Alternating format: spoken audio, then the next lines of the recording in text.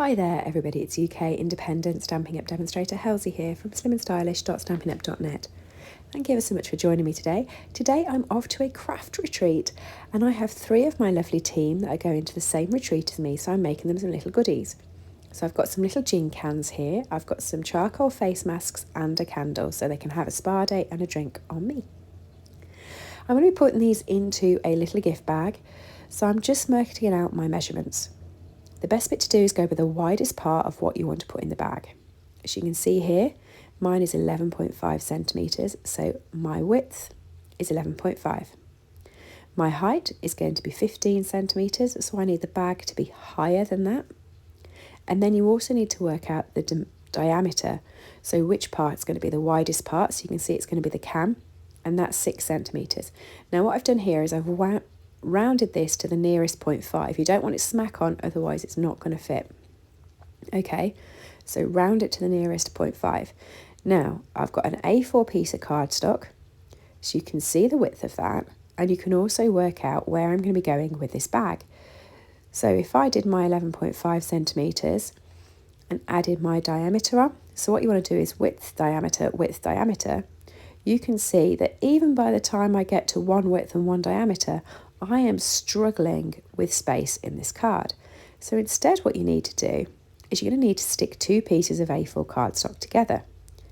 And then you're going to need to score 1 centimetre, 7 centimetres, 15.5 centimetres, 24.5 centimetres and 25.5 centimetres.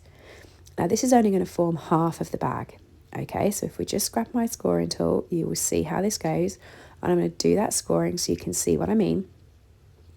And the reason why I've put 1 centimetre flaps at each end of this, so that I got the 1 centimetre before the 7 centimetres, and then I finished it with 25.5 centimetres on the 24.5 centimetres, is that centimetre gap, so I'm just trimming that now so it's at 25.5 centimetres, is going to be my flap, which is going to stick the other half of this bag on. Okay. So I now need a piece of cardstock that's the same size. So I've got another A4 sheet here, and you can see that that centimetre flap is going to attach the one to the other. Okay, so I need to put an 11.5 centimetre in here. So I'm just cutting 11.5 centimetres. That will stick onto there and it will form my bag, and the centimetre on the other side will attach it again. Okay. Hopefully you can see what I've done there, but this is what you do if you've got a bag that's going to be too big for what you're needing. Now I'm scoring this at 6 centimetres because that's the diameter, so it will do the bottom. And I'm also going to score my panel at 6 centimetres so that it will fit in perfectly. And now I'm going to be doing some cutting and some sticking and some scoring. So you're going to want your sticky strip. A sticky strip will be the best for this, and you want to stick it all the way down the centimetre line. But what you want to do is you only want to go up to the 6 centimetre bit, okay?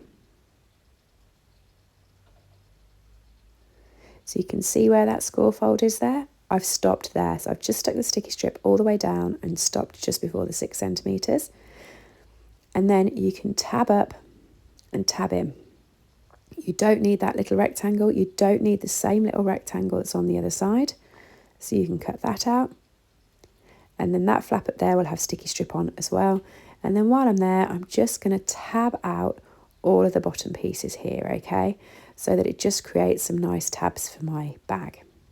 I'll unstick my sticky strip and stick on my extra panel, okay? And then what I'm going to do is I'm going to tab that panel as well, so it matches the same as what I've done the other side. And then I'm going to be able to have my section. So I know which bit here I want to be my front section. So it's going to be the bit that hasn't been attached. It's going to be the bit that's got 2 solid pieces. So that's 15 centimetres by 11.5 centimetres. And you want to remove 0.5 centimetres from each one. And that will give you your mat size. And you're going to want 2 of those, one for the front and one for the back. Okay, and you want to go cut that out on DSP. Now, if you want to do the side panels, I'm not going to. You do the exact same thing. They're 15 centimetres by 6 centimetres. You deduct 5 centimetres, and that would give you your DSP panel for the sides. Now, I'm not doing the sides, but that's how you'd work that one out. I'm using this gorgeous 6x6 paper, which comes in the same colour, soft succulent, but it's also got some shades of yellow in there, which I really quite like. And I'm just going to cut that down so that it is the right size. And like I said, you're going to need 2 of those, okay?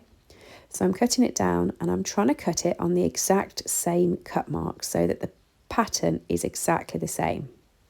And then the front and the back will look the same, okay? Just like that. So you can stick that down. I'm just using some tape adhesive to pop that onto the card. It's DSP to card, so normal tape adhesive will work. You don't need to have the extra strong one. Adhere all the panels.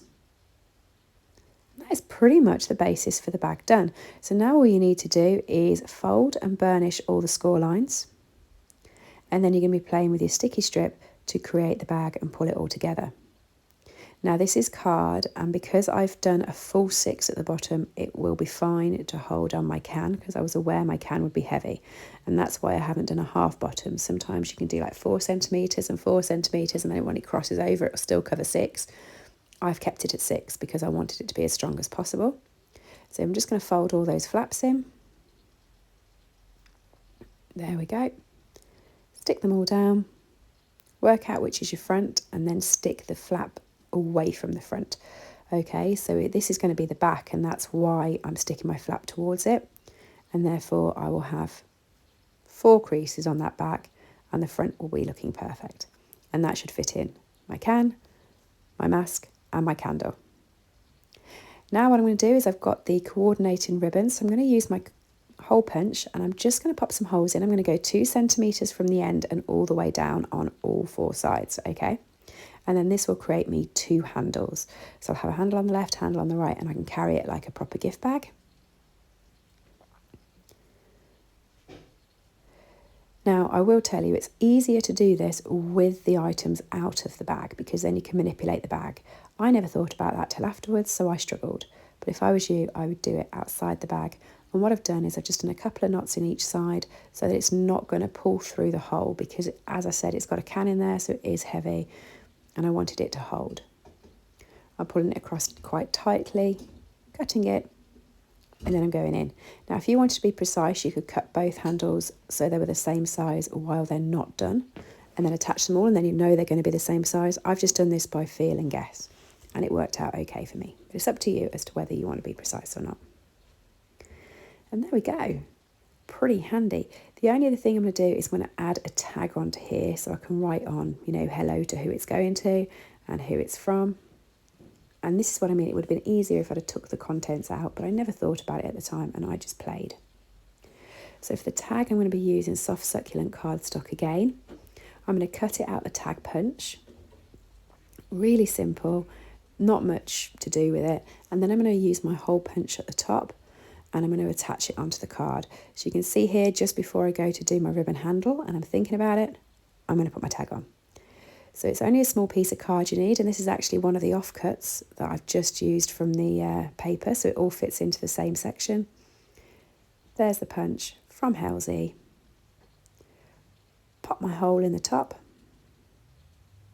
feed it through the ribbon, and then feed the ribbon through the hole and onto the bag.